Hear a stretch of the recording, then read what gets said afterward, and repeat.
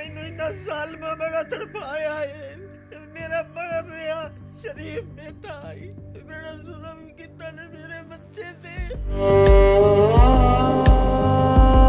CTD के ये 4 एहलकार इतने बासर हो चुके हैं कि एक डॉक्टर को उसके क्लिनिक से उठाते हैं, अगवा करते हैं, तशद्दुद करते हैं, कत्ल करके नहर में फेंक देते हैं।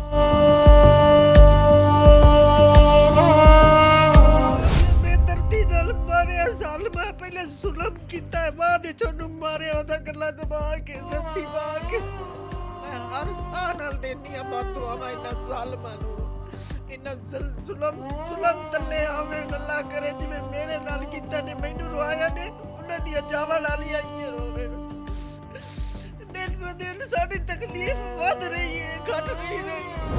आज धमकियां दे रहे हैं बस ਤੁਹਾਨੂੰ ਵੀ ਕਤਲ ਕਰ ਦੇਵਣਾ, ਸਾਡੇ ਉੱਤੇ ਦਬਾਅ ਪਾਏ ਹੋਏ ਨੇ। ਮੈਂ ਦੱਸ ਨਹੀਂ ਸਕਦਾ ਕਿ ਕਿਤਨਾ ਉਹਨਾਂ ਨੇ ਜ਼ੁਲਮ ਕੀਤਾ ਹੈ। ਹਾਂ ਉਸ ਦੀਆਂ ਮਤਲਬ ਅੱਖਾਂ ਤੱਕ ਜਿਹੜੀਆਂ ਨੇ ਉਹਨਾਂ ਨੇ ਨਿਕਾਲੀਆਂ ਉਸ ਦੇ ਮਤਲਬ ਹਰ ਕਿਸਮ ਤੋਂ ਨਖਾਂ ਤੱਕ ਚੀਕੇ ਨੇ। ਉਸ ਤੋਂ ਬਾਅਦ ਉਹਨਾਂ ਨੇ ਬੋਰੀ ਬੰਦ ਕਰਕੇ ਉਹਨੂੰ ਤੋਂ ਬੰਦ करके नहर दे ਵਿੱਚ ਸੁੱਟ ਦਿੱਤਾ ਹੈ। एक एमबीबीएस डॉक्टर का पुलिस एहलकार की बीवी का दोस्त होना उसका जुर्म बन गया।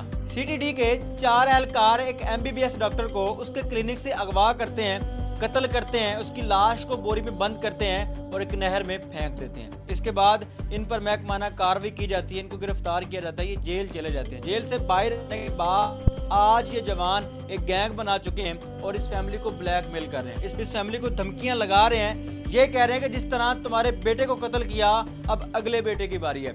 5 बहनों के 2 भाई हैं, यानी कि एक भाई इसका नाम उमर था, डॉक्टर उमर, उसको कत्ल कर दिया। अब दूसरा बेटा उसको भी कत्ल करने की धमकियां दे रहे हैं। ये लोग कौन हैं, कितने बाअसर हैं, इनको पुलिस पकड़ नहीं सकती, जिस वजह से आज ये फैमिली मीडिया के सामने आई है। इनसे बात करके जानते हैं कि किस तरह डॉक्टर उमर को कत्ल किया गया और आज ये लोग क्या चाह रहे हैं। अस्सलाम वालेकुम, क्या नाम है जी आप? मोहम्मद रफ़ीक। आप उमर के वालिद हैं? जी मैं डॉक्टर उमर का वालिद हूँ। मेरा बेटा डॉक्टर उमर रफ़ीक वरियाम वाला में आमना मेडिकेयर हस्पताल में बतौर डॉक्टर काम करता था।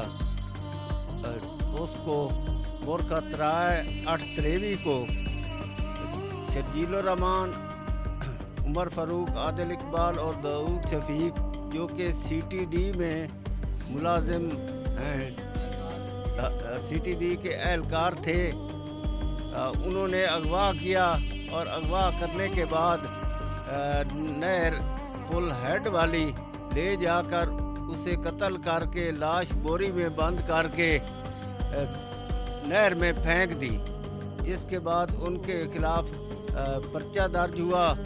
वो 2.5 साल तक जेल में रहे और हमें बार बार धमकी देते रहे। हाँ जी, एक जवान बेटा जिस माँ का जाता है उसकी तकलीफ वो माँ ही जानती है। मुझे बताइएगा कि उमर को आपने किस हालत में देखा, क्या किया गया उमर के साथ, किस कदर जुल्म किया गया उसके? सदूक बंद हो के आया है घर, जिस टाइम लाके आया सदूक बंद हो के आया।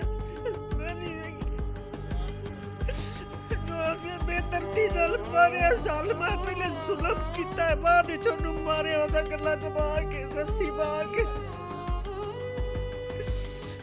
मैंने नहीं पता, मैं सुनना भी नहीं चाहती, मैं दसना भी नहीं चाहती, मैं नहीं आग सकती कुछ। मैनू बड़ी इंसाफ चाहिए। मरियम नवाज साहबा नू, वज़ीर आज़म शहबाज शरीफ मेरे हाथ जोड़ के अर्ज कर रही हूँ, मैनू इंसाफ मिले। वन्ने वो दरिंदे 4 और छोड़ के जमानत साढ़े ते दबाव पा रहे हैं, सुलह करो, पैसे ला लो, नहीं तो असीं तुहानू भी खत्म कर देना है। इस तरह मैं नहीं कर सकती, मैं अपने बच्चे का इंसाफ लेना। मैनू कोई जरूरत नहीं पैसे की, मैनू इंसाफ चाहिए। मैं कोई कसूर ही नहीं, मेरा बच्चा रोजे नमाज दा पाबंद आई, माशाअल्लाह बीवी वाला आई, बेटा आई, ओदा कोई कसूर नहीं, कोई कसूर होंदा तो असीं उन्हें बाहर कढ़ना भी नहीं, कोई धमकी या कोई मसला भी नहीं। ਮੇਰਾ ਬੇਟਾ ਦਿਨ ਨੂੰ ਉੱਥੇ ਕੰਮ ਕਰਦਾ ਸੀ ਥੱਲੇ, ਰਾਤ ਨੂੰ ਉੱਤੇ ਜਾਣ ਕੇ ਸਾਡੇ ਤੋਂ ਬਾਹਰ ਵੀ ਕਦੀ ਨਹੀਂ ਨਿਕਲਿਆ ਹਸਪੀਟਲ ਵਿੱਚੋਂ। ਪਤਾ ਨਹੀਂ ਮੈਂ ਉਹਨਾਂ ਜ਼ਾਲਮਾਂ ਨੂੰ ਕਿਹੜਾ ਜ਼ੁਲਮ ਆਈ, ਕਿਹੜਾ ਵੈਰ ਆਈ ਸਾਡੇ ਨਾਲ, ਉਹਨਾਂ ਸਾਡੇ ਨਾਲ ਜ਼ੁਲਮ ਕੀਤਾ। ਅੱਜ ਧਮਕੀਆਂ ਦੇ ਰਹੇ ਨੇ ਅਸੀਂ ਤੁਹਾਨੂੰ ਵੀ ਕਤਲ ਕਰ ਦੇਵਣਾ, ਸਾਡੇ ਉੱਤੇ ਦਬਾਅ ਪਾਏ ਹੋਏ ਨੇ। ਮੇਰੀ ਅਪੀਲ ਹੈ ਕਿ ਸਾਨੂੰ ਇਨਸਾਫ ਮਿਲਿਆ ਹੋਵੇ। ਉਹ ਪੈਸੇ ਵਾਲੇ ਬੰਦੇ ਨੂੰ ਨਾ ਖਰੀਦ ਲੈ, ਜੱਜ ਵੀ ਖਰੀਦ ਲਿਆ, ਸਾਡੇ ਉਹ ਗਵਾਹ ਵੀ ਨਹੀਂ ਹੋਵਣ ਦਿੰਦੇ ਪਏ ਤੇ जज भी खरीद लिया, एडे बासर ने मां जी।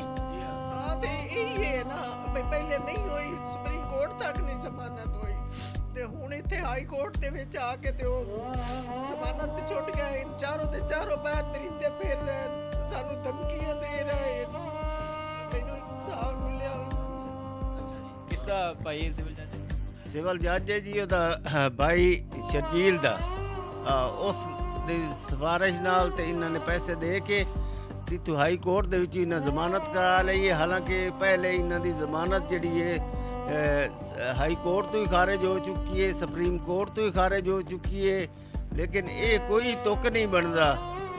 ਇਹ ਪਤਾ ਨਹੀਂ ਇਸ ਮੁਲਕ ਦਾ ਕੀ ਕਾਨੂੰਨ ਹੈ ਕਿ ਉਹਨਾਂ ਲੋਕਾਂ ਦੀ ਪਹਿਲੇ ਜ਼ਮਾਨਤ ਖਾਰਜ ਉਹੀ ਜੱਜ ਕਰਦਾ ਹੈ, ਹੁਣ ਉਹ ਲੈ ਲੈਂਦਾ ਹੈ। ਕਿਉਂ ਇਤਨੇ ਮਤਲਬ ਜੱਜ ਪੈਸੇ ਲੈ ਕੇ ਇਹ ਸਾਰਾ ਕੁਝ ਉਹਨਾਂ ਨੇ ਕੀਤਾ ਹੈ ਸਿਰਫ ਇਸ ਵਾਸਤੇ ਕਿ ਉਹ ਸਾਨੂੰ ਕਤਲ ਕਰਕੇ ਤੇ ਉਹ ਦੁਬਾਰਾ ਫਿਰ ਜਿਹੜਾ ਨਾ ਇਹ ਜੁਰਮ ਕਰਨ। कितनी देर तो अपने बेटे दे इंसाफ वास्ते अदालतां दे धक्के खा रहे हो, कितनी देर हो गई? ਸਾਨੂੰ 2.5 ਸਾਲ ਹੋ ਗਏ ਨੇ, ਅਸੀਂ ਉਹਨਾਂ ਨੂੰ ਜੁਰਮਾਨੇ ਵੀ ਕਰਵਾਏ ਨੇ ਉੱਥੇ, ਲੇਕਿਨ ਉਹਨਾਂ ਸਾਡੀਆਂ ਗਵਾਹੀਆਂ ਹੀ ਨਹੀਂ ਹੋਣ ਦਿੱਤੀਆਂ, ਸਿਰਫ ਇਸ ਲਈ ਕਿ ਅਸੀਂ ਜ਼ਮਾਨਤ ਮਤਲਬ ਕਰਾ ਕੇ ਤੇ ਬਾਹਰ ਆ ਜਾਵਾਂਗੇ। ਇਤਨੇ ਲੋਕ ਬਸ ਅਸਰ ਨੇ। ਕੀ ਗਲਤੀ ਬਣੀ, ਕਿਸ ਵਜ੍ਹਾ ਤੋਂ ਉਮਰ ਨੂੰ ਅਗਵਾ ਕੀਤਾ ਗਿਆ, ਫਿਰ ਉਹਦੇ ਤੇ ਤਸ਼ੱਦਦ ਕੀਤਾ ਗਿਆ, ਉਹਦਾ ਮਰਡਰ ਕੀਤਾ ਗਿਆ, ਉਹਦੀ ਗਲਤੀ ਕੀ ਬਣੀ? ਉਹਦੀ ਗਲਤੀ ਤਾਂ ਕੋਈ ਨਹੀਂ ਸੀ। ਗਲਤੀ ਹੈ ਨਹੀਂ, ਲੇਕਿਨ ਉਹਨਾਂ ਨੇ ਹੁਣ ਬਣਾ ਤੇ ਮਾਰਿਆ। ਹੁਣ ਉਹਨੇ ਸ਼ਰਜੀਲ ਨੇ ਆਖ ਦਿੱਤਾ ਕਿ ਮੇਰੀ ਬੇਗਮ ਕੋਲ ਇਹਨੇ ਤਨਸੀਖ ਨਿਕਾਹ ਦਾ ਦਾਵਾ ਕਰਾਇਆ ਹੀ, ਲਿਆਦਾ ਇਸ ਵਾਸਤੇ ਉਹਨੂੰ, ਇਸ ਤੋਂ ਇਲਾਵਾ ਕੋਈ ਹੋਰ ਇਸ਼ੂ ਹੈ ਹੀ ਨਹੀਂ। ਯਾਨੀ ਕਿ ਇਹਨੇ ਮੇਰੀ ਬੇਗਮ ਕੋਲੋਂ ਖੁਲਾ ਕਰਵਾਈ, ਇਹ ਸ਼ਰਜੀਲ ਕਹਿ ਰਿਹਾ। ਕਿਸ ਤਰ੍ਹਾਂ ਖੁਲਾ ਕਰਵਾ ਦਿੱਤੀ? ਇਹਦੀ ਕੋਈ ਦੋਸਤ ਸੀ ਉਮਰ ਦੀ ਉਹਦੀ ਬੇਗਮ, ਜਾਂ ਇਹਨਾਂ ਦਾ ਕੋਈ ਮਾਮਲਾ ਸੀ? ਕਿਉਂ ਖੁਲਾ ਕਿਸ ਤਰ੍ਹਾਂ ਹੋ ਗਿਆ? ਉਹ ਉੱਥੇ ਕਿਉਂਕਿ ਇੱਕੇ ਜਗ੍ਹਾ ਤੇ ਮਤਲਬ ਸਿਵਲ ਹਸਪਤਾਲ ਦੇ ਵਿੱਚ ਉਹ ਡਾਕਟਰ ਸੀ, ਇਹ ਵੀ ਉੱਥੇ ਡਾਕਟਰ ਸੀ, ਇਸ ਵਾਸਤੇ ਉਹਨਾਂ ਦੇ ਮਤਲਬ ਉਹਨੂੰ ਆਖਿਆ ਕਿ ਕੋਈ ਵਕੀਲ ਮੈਨੂੰ ਬਣਾ ਕੇ ਦੇ। ਉਹਦਾ ਦੋਸਤ ਸੀ ਵਕੀਲ ਜਿਹੜਾ ਉਹਨੇ ਬਣਾ ਕੇ ਉਹਨੂੰ ਦਿੱਤਾ। ਉਮਰ ਦਾ ਇਸ ਪੁਲਿਸ ਅਹਿਲਕਾਰ ਦੀ ਬੇਗਮ ਦਾ ਦੋਸਤ ਹੋਣਾ ਉਹਦਾ ਜੁਰਮ ਬਣ ਗਿਆ। ਇਸੇ ਜੁਰਮ ਦੀ ਬਣਾ ਤੇ ਉਹਨਾਂ ਫੜ ਕੇ ਅਗਵਾ ਕੀਤਾ, ਅਗਵਾ ਕਰਕੇ ਤੇ ਬੇਦਰਦੀ ਨਾਲ ਕਤਲ ਕਰਕੇ ਨਹਿਰ ਸੁੱਟ ਦਿੱਤਾ। ਜੀ ਨਹਿਰ ਸੁੱਟ ਦਿੱਤਾ। ਉਹਦੇ ਤੇ ਇਤਨਾ ਤਸ਼ੱਦਦ ਕੀਤਾ। ਮੇਰੀ ਬੇਗਮ ਤਾਂ ਕੋਲ ਕੋਈ ਨਹੀਂ, ਲੇਕਿਨ ਮੈਂ ਉੱਤੇ ਹੀ ਆਸੂ ਦੇਖਿਆ ਆਪਣੇ ਜਵਾਨ। ਜੀ ਲੇਕਿਨ ਮੈਂ ਦੱਸ ਨਹੀਂ ਸਕਦਾ ਕਿ ਕਿਤਨਾ ਉਹਨਾਂ ਨੇ ਜ਼ੁਲਮ ਕੀਤਾ ਹੈ। ਉਸ ਦੀਆਂ ਮਤਲਬ ਅੱਖਾਂ ਤੱਕ ਜਿਹੜੀਆਂ ਨੇ ਉਹਨਾਂ ਨੇ ਨਿਕਾਲੀਆਂ, ਉਸ ਦੇ ਮਤਲਬ ਹਰ ਕਿਸਮ ਤੋਂ ਨਖਨ ਤੱਕ ਚਿੱਕੇ ਨੇ, ਨਖਨ ਤੱਕ ਕੁਝ ਚਿੱਕਦੇ ਰਹੇ, ਸਾਰਾ ਕੁਝ ਉਹਨਾਂ ਨੇ ਕੀਤਾ ਹੈ। ਉਸ ਤੋਂ ਬਾਅਦ ਉਹਨਾਂ ਨੇ ਬੋਰੀ ਬੰਦ ਕਰਕੇ ਉਹਨੂੰ ਤੋਂ ਬੰਦ ਕਰਕੇ ਨਹਿਰ ਦੇ ਵਿੱਚ ਸੁੱਟ ਦਿੱਤਾ ਹੈ। ਇਹ ਤਾਂ ਭਲਾ ਹੋਵੇ ਡਾਕਟਰਾਂ ਦਾ ਕਿ ਜਿਨ੍ਹਾਂ ਨੇ ਉਸ ਟਾਈਮ ਹੜਤਾਲ ਕੀਤੀ ਔਰ ਮੇਰੇ ਬੇਟੇ ਦੀ ਲਾਸ਼ ਬਰਾਮਦ ਹੋਈ।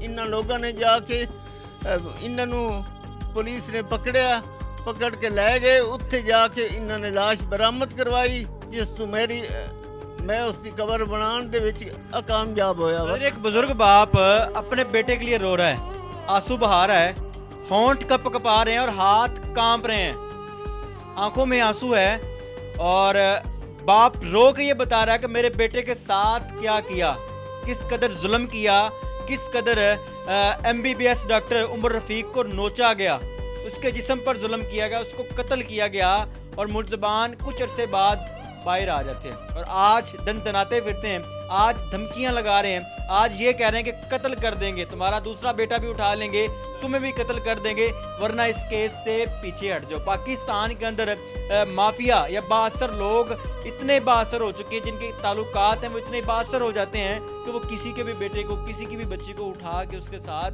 इस तरह के मामलात कर लेते हैं। अच्छा, किस तरह पता लग गया कि यही लोग कातिल ने? ਤੁਹਾਨੂੰ ਕਿਸ ਤਰ੍ਹਾਂ ਆਈਡੀਆ? ਉਹ ਇਸ ਤਰ੍ਹਾਂ ਹੋਇਆ ਕਿ ਜਿਹੜਾ ਵਕੀਲ ਸੀ ਨਾ, ਉਹਨੇ ਸਾਨੂੰ ਦੱਸਿਆ ਕਿ ਭਈ ਇਹ ਮੇਰੇ ਚੈਂਬਰ ਦੇ ਵਿੱਚ ਆਇਆ ਸੀ ਤੇ ਇਹਨੇ ਆ ਕੇ ਮੈਨੂੰ ਵੀ ਧਮਕੀ ਦਿੱਤੀ ਸੀ ਤੇ ਮੈਨੂੰ ਇਹ ਵੀ ਆਖਿਆ ਸੀ ਵੀ ਡਾਕਟਰ ਉਮਰ ਨਾਲ ਤੇ ਤੇਰੇ ਨਾਲ ਮੈਂ ਮੁੱਕ ਲਾਂਗਾ।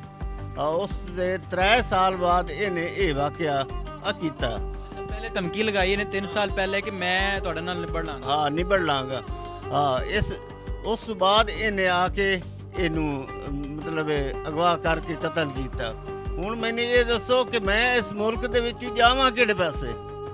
ਮੈਂ ਮਰੀਮ ਨਵਾਜ਼ ਕੋਲ ਪੁੱਛਦਾ, ਵਜ਼ੀਰ ਆਲਾ ਸ਼ਹਿਬਾਜ਼ ਸ਼ਰੀਫ ਕੋਲ ਪੁੱਛਦਾ, ਹਾਂ। ਉਸ ਤੋਂ ਬਾਅਦ ਜਿਹੜਾ ਹੈ ਚੀਫ ਜਸਟਿਸ ਪਾਕਿਸਤਾਨ ਕੋਲੋਂ ਕਿ ਇਸ ਕਿਸਮ ਦੇ ਤੁਸੀਂ ਜੱਜ ਬਾਏ ਹਾਂ ਕਿ ਜਿਹੜੇ ਕਿ ਕਤਲ ਕਰਕੇ ਤੇ ਬਾਹਰ ਆ ਜਾਂਦੇ ਨੇ, ਫਿਰ ਧਮਕੀਆਂ ਲਾਉਂਦੇ ਨੇ, ਫਿਰ ਦੂਸਰਿਆਂ ਨੂੰ ਕਤਲ ਕਰਦੇ ਨੇ, ਹਾਂ। ਕਤਲ ਕਰਨ ਦੀ ਉਹ ਧਮਕੀਆਂ ਫਿਰ ਲਾਉਂਦੇ ਨੇ। ਮੈਨੂੰ ਇਹ ਦੱਸਣ ਕਿ ਮੈਂ ਕਿਹੜੇ ਜਾਵਾਂ, ਮੁਲਕ ਤੋਂ ਬਾਹਰ ਚਲੇ ਜਾਵਾਂ, कितने चले जावा? इंशाल्लाह अल्लाह पाक इंसाफ करेगा इंशाल्लाह। मेरी बहन मुझे बताइएगा कि आपने अपने भाई को देखा जो उसके साथ किया गया, या आपने अपने भाई की डेड बॉडी देखी?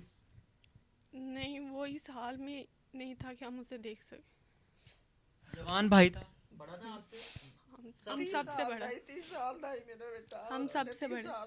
भाई ने कभी बताया था कि मेरा कोई मामला, किसी के साथ दुश्मनी चल रही है या किसी के साथ कोई इस तरह का कोई अफेयर है कि जो आज यहाँ तक ले आएगा? नहीं भाई, मैरिड थे, उनका ऐसा कोई नहीं, मसला ही नहीं था, उन्होंने कभी इस तरह की बात ही नहीं की।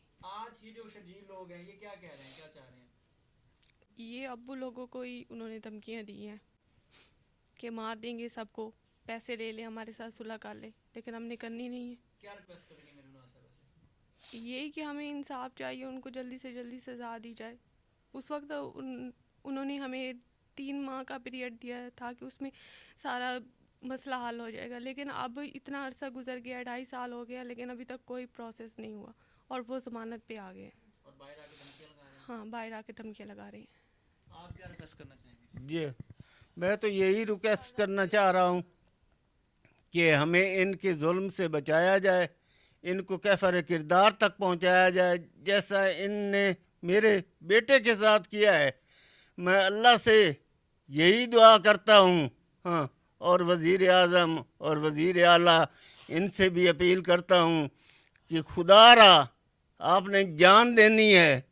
मैं इन जजों से अपील करता हूँ कि आपने भी खुदा के सामने पेश होना है, हाँ।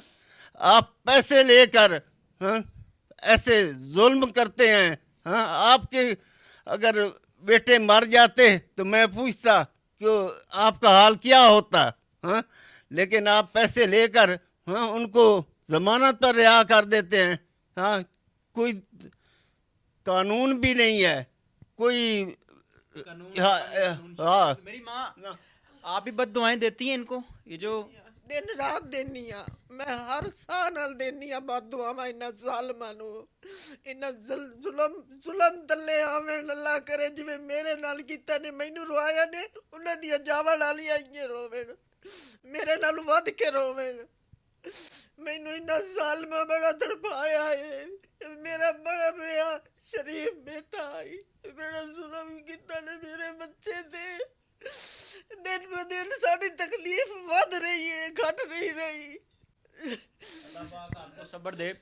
नाज़रीन, सीटीडी के 4 एहलकार, सीटीडी के ये 4 एहलकार इतने बासर हो चुके हैं कि एक डॉक्टर को उसके क्लिनिक से उठाते हैं, अगवा करते हैं, तशद्दुद करते हैं, कत्ल करके नहर में फेंक देते हैं और कुछ अरसे बाद जेल से बाहर आ जाते हैं और आज दन दनाते फिरते हैं। इनको धमकियां लगाते हैं कि तुम्हारे घर में घुस जाएंगे, दूसरा जो बेटा है उसको भी अगवा करेंगे और उसको भी कत्ल कर देंगे। इस वीडियो का मकसद इस फैमिली को, इस वीडियो का मकसद है इस फैमिली की आवाज़ बनना, इस बूढ़ी माँ की आवाज़ बनना, इस बूढ़े शख्स जिसका नाम रफ़ीक है, अपने बेटे के लिए 3 साल से अदालतों के धक्के खा रहा है, इसकी आवाज़ बनना, इसके आंसू ज़ाया ना जाए। अगर आप कुछ नहीं कर सकते तो इस वीडियो को शेयर कर दें ताकि ये वीडियो मरियम नवाज़ तक पहुँच जाए और इस फैमिली को, इस बूढ़ी माँ को, इस बूढ़े बुजुर्ग बाप को इंसाफ मिल जाए। अपनी कीमती राय का इज़हार कीजिएगा। देखते रहे मन पॉइंट।